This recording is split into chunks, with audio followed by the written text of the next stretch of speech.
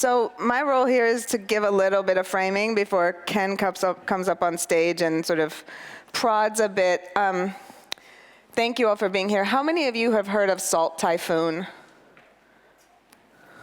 I have.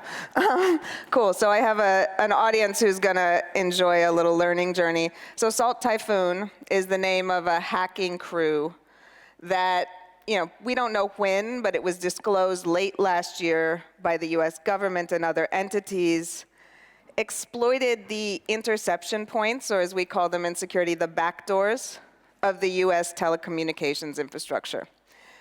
And we don't know how long those had been exploited, but we do have some sense of the collateral consequences.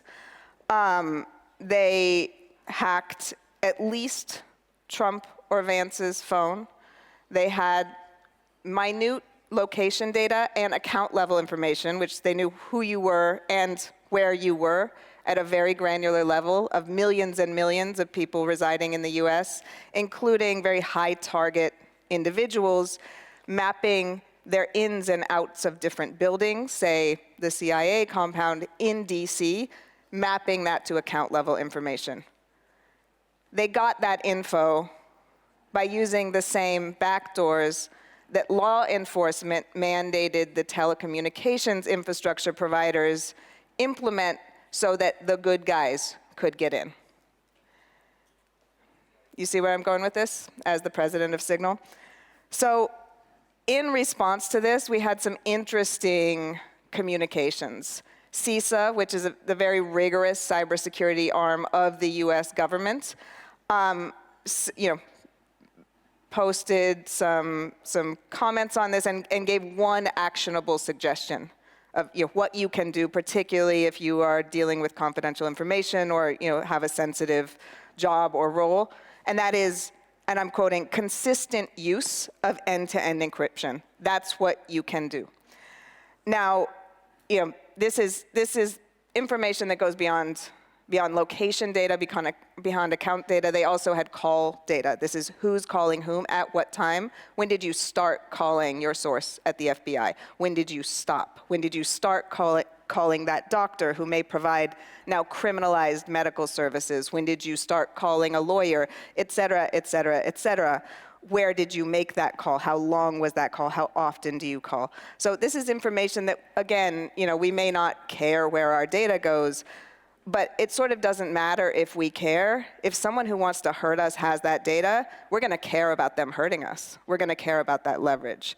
So this is how I'm setting up effectively an argument of how important end-to-end encryption and ultimately the right that it guarantees, which is the human right to private communication and free expression, is in a world where our mundane actions, our daily lives, our carrying of this thing everywhere is providing that type of information, not only to a handful of very large, some would say monopolistic companies in the US who may or may not partner with various governments around the world, but also with nation-state level adversaries who are exploiting weaknesses, often weaknesses mandated by law enforcement, by government in these very systems to abuse these systems to collect this data. I don't think I need to make my point much stronger. The existential risk, the existential nature of war, as Asim said, is pretty clear in this room.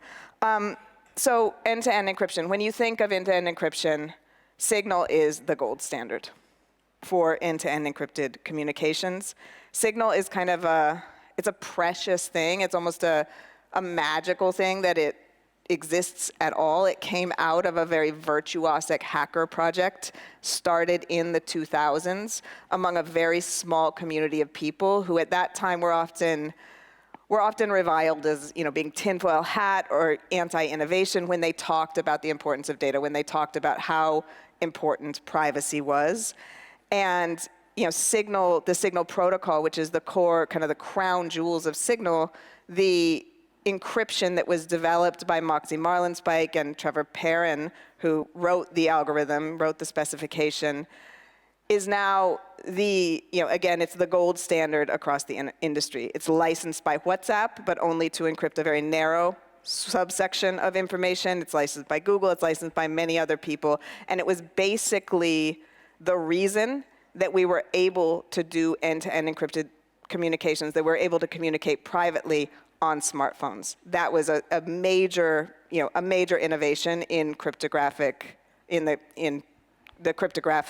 domain at that time. And so Signal as an application was built around that. As a shoestring hacker project, people going for grants and other things, trying to get this application off the ground with a very clear focus and a very clear mission. And somehow today, Signal has survived. We have a fair number of backers. We are a nonprofit because in a world where you make profit in tech by monetizing data, you cannot open yourself up to a profit motive that would force your board with a fiduciary duty to suggest diluting or corroding the obsessive focus on privacy if what you want to do is ensure that the right to private communication is maintained in a world where almost all of our digital infrastructure is surveilling us in one way or another, and again, opening us up to this threat.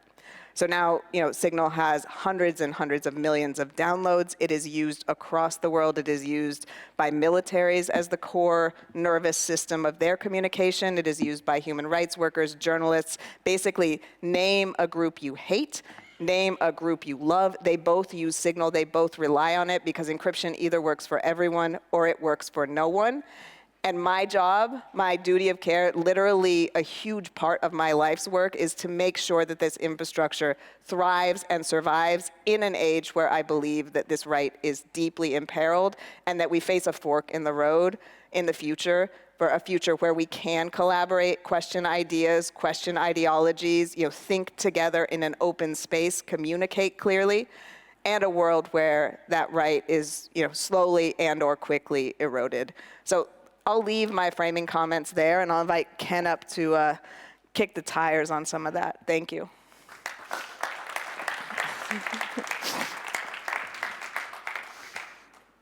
And I have a bit of a cold, so I'm trying really hard. It's contagious. The transitive property. Exactly. Exactly. Oh my God, a biohazard. I know. That is actually how sickness works, though. So. That's true. Well, viruses, it's appropriate we're talking about. Yeah, I'm sorry, I saw a meme. I don't believe in viruses anymore. I didn't get vaxxed either. I'm sort of That's a large. About misinformation. This is both interesting, inspiring, and frightening. That's my cocktail. It worked. It worked. So why don't we take optimism first, because it's so easy to be dyspeptic, at least for me as a journalist. What are the green sprouts of optimism that you see in the world? Or let me actually give you a couple that I see. And correct me if I'm wrong, because journalists usually are. I would have guessed that 7 years ago, 6 years ago, 5 years ago, when Signal started out and then started interacting with the government, it was hard to get a meeting and no one wanted to talk to you and no one understood it. And I'm going to guess over the last 24 months, it has been hard to turn down every prime minister of every major democracy who doesn't want to talk to you and really learn about what you mean for them and their economy and their citizens. Yeah, privacy has had a glow up, as they say. So that's good. Yeah, it's great. I mean, look, it's clear that people value privacy. I have always dismissed this no one cares shibboleth. It doesn't map to the reality. I think no one has a real choice.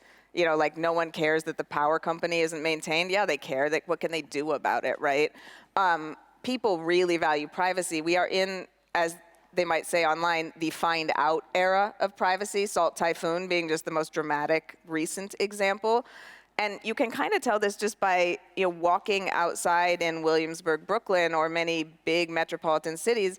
And I was talking to someone who does marketing there, and literally Apple is trying to find more walls to buy ads on that talk about their privacy promises. WhatsApp is a flagship product at Meta. What is it trading on? It's trading on privacy. Super Bowl ads, which are sort of the biggest advertising thing in the US, all talking about privacy. Now, are they defining that term in the rigorous and clear-eyed way Signal is? No, they're not. But what this tells me is it sells. People want it. People don't want exposure. They don't want vulnerability to bad actors. And yes, a lot of people want to talk to Signal. Now, there's a tension with privacy and the surveillance business model. There's a tension with, the tech ecosystem and its incentives as they are, and the fact that people really want privacy. They will pay money for it. Let's go there for a so, second. So yeah, I know that people care about privacy. Are they willing to pay for privacy? Well, after all, you are a foundation. You're not a business. Yeah, we are a foundation. It costs about $50 million a year to run Signal, and that is very lean for tech. I think there's tech people in the room. You all know this. How do you pay for it? We pay for that with donations. So it's From about 70% large donors. About the rest is small donors. You can go in the app and donate $5, $20 a month. And what we're looking for is to shore up that base of support. It's kind of absurd, right, that something as critical as Signal, in my mind, one of the most important pieces of tech infrastructure in the world, that, if Signal went away, you couldn't remake it. You can't remake a network effect. You can't remake 10 years of reputational robustness that's been audited and observed by this InfoSec and open source community for, every day for a decade. We need to keep the heartbeat going. And it's sort of strange that something this innovative and this cool is, fundraising as a philanthropy when you have people white labeling an Google Cloud API and getting billion-dollar valuations. So I think there's a market issue here that we do need to address. So you must be Well, yeah, the incentives. This is the problem. My friend over here said it's profitable, and that was the short version of my point. It's profitable to be privacy violating, you're saying, or not secure. It's profitable to have a product that you can monetize, and this product is security, which is moral incentive. This is a commercial type. Right, it's moral and not commercial. I'm also guessing that you probably have to turn away money from entities that could be seen to besmirch the integrity of the foundation. I mean, we are. Anything that would besmirch the integrity of Signal, we don't touch it. We're obsessive. We're kind of old school that way. Right, but at the same time, you are the infrastructure layer of security, and you're white labeling, if you will, your product. You're giving the kernel to other technology products so that they can build on top of it secure communications. We license our encryption protocol, or we license the right to use the trademark Signal. It's actually open source, so anyone who goes there can pull down the binary of our implementation, go reuse it, but you can't call it Signal unless you license it for us, and that's for very clear reasons. We don't want people faking the Signal brand and us having no recourse, and that harming people who think it's trustworthy when it's not. Are you wary that governments might treat what you're doing as a munition and shut you down? Not under current laws, but what I'm worried about is that we consistently have a pattern of frustrating magical thinking coming out of governments who want privacy for me but not for thee, which is a fundamental misunderstanding of the mathematics behind encryption and the fact that privacy either works for everyone, the one-way function either works for us all, or it's broken for everyone, Exhibit A being Salt Typhoon. So how do you work and interact with governments? On one hand, half of the federal administrations of countries want to keep you around to give security. The other half want to infiltrate you to know what's happening over the platforms. Well, we don't really work directly with governments. We'll take a meeting, we'll advocate against interact with governments, I should say.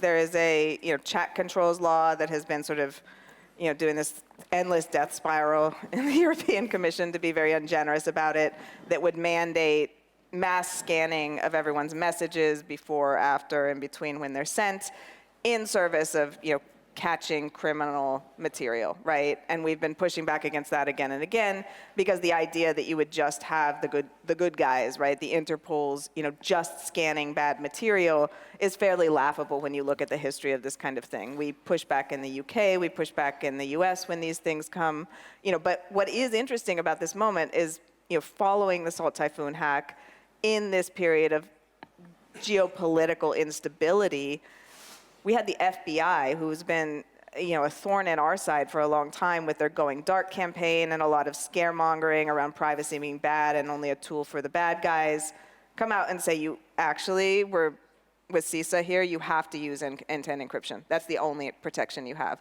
And what were they responding to? A mass exfiltration of incredibly intimate data of millions and millions of people in the US, including their own personnel, right? Like, this is very, very serious. So when the open source movement first emerged, it first looked like a niche activity, and then it was clearly understood that it was going to become the foundation of enterprise computing and even consumer computing, because it just seemed so, for all the features that was good, enough eyes, all bugs are shallow, et cetera, aside from the extensibility and the cost and then the services layered on top. So the question for Signal and up to you is, are you the exception to the rule? Big tech is going to be privacy violating, and therefore we need you out front to be the antidote to that?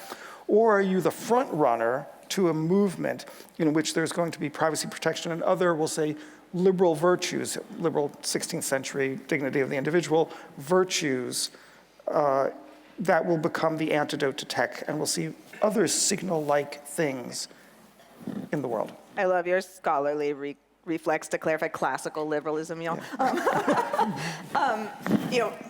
My vision is that we are a front runner to a movement. I don't see a very livable future without that. I don't think there are many people who would say, like, big tech is innovative beyond their employees or their salespeople. But it's clearly a problem when you have a handful of entities who have sort of reaped the benefits of economies of scale and networks effects, and now are defining things like an information ecosystem, our infrastructural parameters, our norms and standards around tech for billions and billions of people in the world. And then you have things like Signal that are actually innovating, right? That are actually coming up with new paradigms for, like, how do we do this? How do we solve a problem that we actually care about? Which was the tech world that I joined in the early 2000s, where it was just a lot of bright-eyed nerds who were like, let's figure out how we can build this. Oh, can we tweak it this way? Can we stay up late with a whiteboard and figure out a new way to do this? And now we're sort of plug and playing some tool chain created by some company. I don't think that is the future, and I think we're now in a period where the consequences of that are pretty clear, right? You have 5 companies doing that, only based in 2 different countries. They decide to align with this or that state, with this or that interest. That's too much power in the hands of a number of companies, and whoever they're aligned with. And the consequences, again, of that data are pretty severe. So I think no one is arguing against that point that I've heard credibly at all, right? Even the employees of these companies who I've known for a very long time will back channel thanks, you made my job easier with my boss. But I do think, then how do you turn that barge, right? How do you arrest an inertia that is that powerful, particularly when you're talking about those sedimentary layers of norms and standards, many of them built on the open source movement, right? Like interoperability, which is what a network requires, relies on open source at some level, right? So we have, at the bottom of the stack, a need to revitalize open source, to fund these core libraries, to really take that security and those issues seriously. And then closer to the top with Signal, you have the need to really support these innovative paradigms that are actually solving problems people care about and providing services that respect autonomy and rights and speech and dignity and all of these things we give lip service to, but very few are actually, putting their money where their mouth is, so to speak. Well, it's a great institution, but it's also a great infrastructure. Yeah. Meredith Whittaker, thank you so much. Thank you, Ken.